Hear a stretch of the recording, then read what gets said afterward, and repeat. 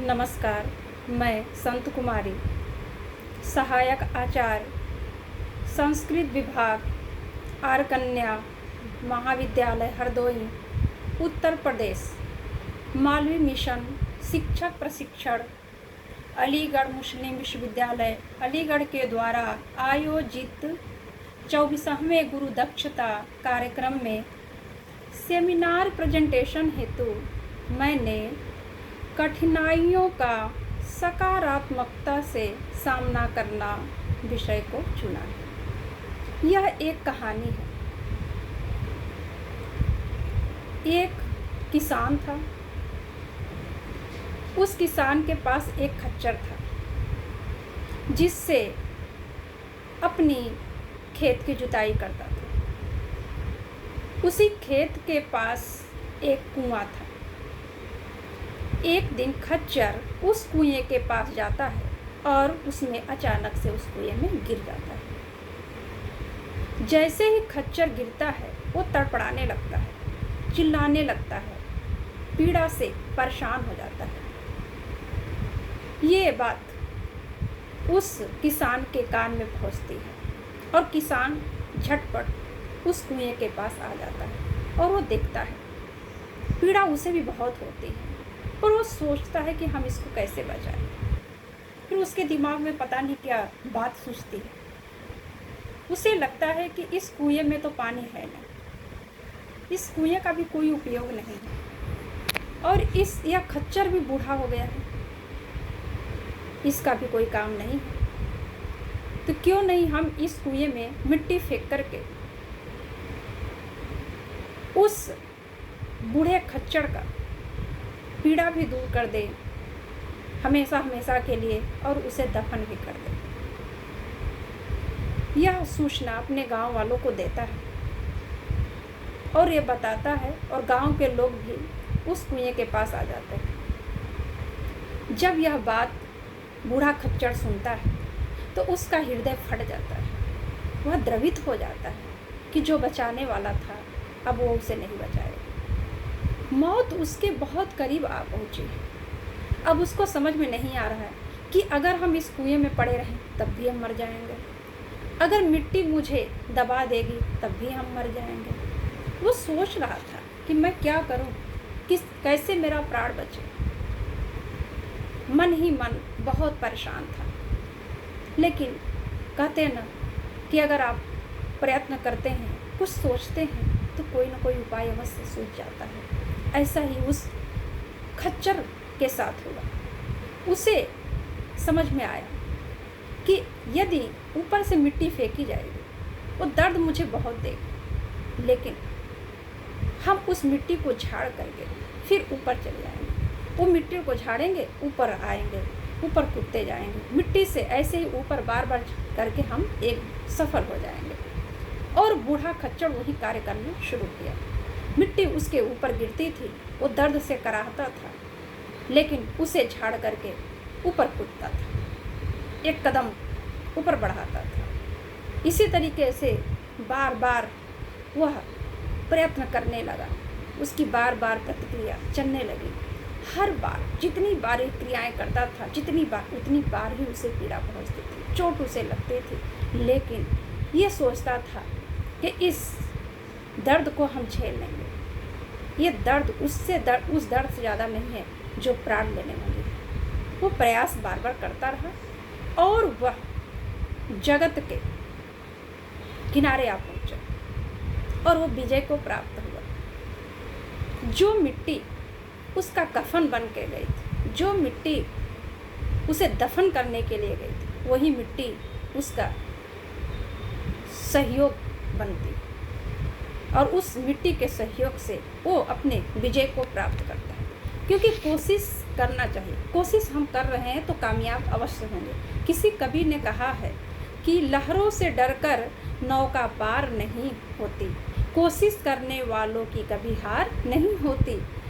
नन्ही चींटी जब दाना लेकर चलती है, चढ़ती दीवारों पर 100 बार फिसलती है। मन का विश्वास रगों में साहस भरता है, चढ़कर गिरना और गिरकर चढ़ना न अखरता है।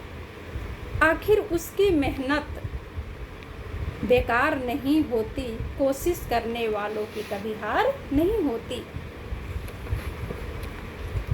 समस्याएं सबके जीवन में आती हैं और कोई उनके सामने रुक जाता है और कोई उनको सीढ़ी बना करके अधिक उन्नति को प्राप्त कर लेता है।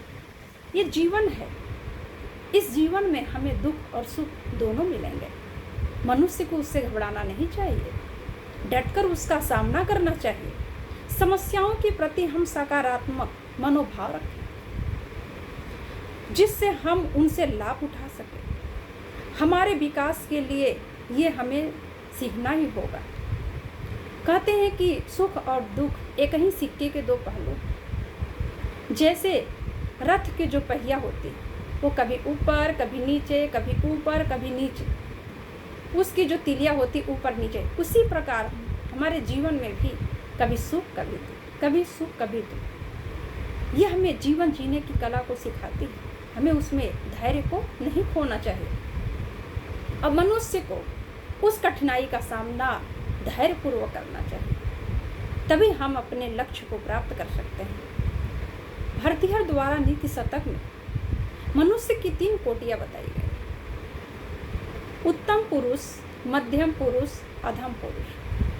अधम पुरुष वह होता है जो कार्य को देख करके ही घबरा जाता है और उसे हाथ ही नहीं लगाता है, वह अधम पुरुष होता है। मध्यम पुरुष वो होता है जो कार्य को देखकर कार्य शुरू तो करता है, लेकिन जैसे ही विघ्न बाधाएं आती हैं वो अपना हाथ खींच लेता है, यानी वहाँ से हट जाता है। ये मध्यम पुरुष होता है। और उत्तम पुरुष वो होता है कि वह कार्य को तब तक करता है जब तक उसे फल की प्राप्ति नहीं हो जाती। चाहे जितनी भी विघ्न बाधाएं, आंधी तूफान कोई भी आ जाए, लेकिन वो अपने मार्ग से विचलित नहीं होता। इसी प्रकार हम सबको भी जीवन में कठिनाइयों का डट कर सामना करना चाहिए, क्योंकि उस खच्चर से हमें सीखना चाहिए। तो जब खच्चर इस तरह से कर सकता है तो हम तो एक मनुष्य हैं। इस संसार में जो मनुष्य होते हैं वो सबसे बुद्धिमान माने जाते हैं, वो सर्वशक्तिमान हैं, वो सब कुछ अपने बुद्धि से कार्य कर सकते हैं। जैसे एक परिवार कार से घूमने के लिए वो बाहर जा रहा था, रास्ते में ही गाड़ी का पहिया पंचर हो गई। अब पिताजी गाड़ी रोककर पहिया बदलने लगे। उस परिवार में एक छोटा सा बच्चा था, वो परेशान हो गया और कहने लगा, पिताजी हमारे साथ ही ऐसा क्यों होता है, हमें ही क्यों परेशानियां मिलती हैं। तो पिताजी ने समझाया कि जीवन की वास्तविकता है, इनका सामना करना पड़ेगा,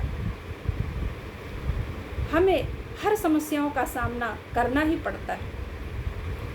ये टेलीविज़न की चैनल की तरह नहीं है कि जब चाहे जब इसे बदल दिया जाए। अतः बाधाएं, कठिनाइयाँ, चुनौतियाँ तो जीवन में आएगी और जिनका डटकर मुकाबला करना ही होगा। इसी तरह से मनुष्य को ये हमें सिखाती है कि हमें जीवन जीना है तो कठिनाइयों का सामना तो हमें करना ही पड़ेगा। किसी कवि ने कहा है कि न कभी हवाएं रुकेंगी न कभी बुझेंगे, चिराग चलते रहो ये तमाशा रात भर का है। यानी समस्याओं से घबराना नहीं है, बल्कि इनका सामना करने से व्यक्ति योग्य बनता है, अपने लक्ष्य को प्राप्त कर लेता है। मनुष्य इसी से वो कार्य को सीखता है। शांत समुद्र में जहाज चलाने वाले, यानी शांत समुद्र में जहाज चलाने से नाविक निपुण नहीं बन सकता। उसे अपनी कला का विकास करने के लिए उग्र समुद्र में नौका चलानी ही होगी। हमारे सामने बाधाएं इसलिए नहीं आती कि उसका सामना करके हम अपनी शारीरिक शक्ति, मानसिक शक्ति, बौद्धिक शक्ति और आध्यात्मिक शक्ति का विकास करें। ये भगवान का नियम है, ये ईश्वरीय नियम है, जिससे हम आगे की आध्यात्मिक उड़ान में सफलता प्राप्त कर सकें। हम सोचते हैं कि कोई आ जाए और हम जो सब समस्याओं को काट कर फेंक दे और हम सुखी हो जाए। किंतु भगवान ने सृष्टि की रचना ही इस प्रकार की है। तो हमें इस कहानी से यह सीख मिलती है कि हमें कभी भी कठिनाइयों से डरना नहीं चाहिए। हमें हमेशा सकारात्मक रहना चाहिए और उनका सामना करना चाहिए। अगर हम सकारात्मक रहेंगे तो हम किसी भी कठिनाई को पार कर सकेंगे। यह तो ज़िंदगी है, यानी यही तो ज़िंदगी है। अगर हम अपनी समस्याओं का सामना करें और उनके प्रति सकारात्मक प्रतिक्रिया दें और घबराहट, कड़वाहट या आत्मदया के आगे झुकने से इनकार करें। नमस्कार, धन्यवाद।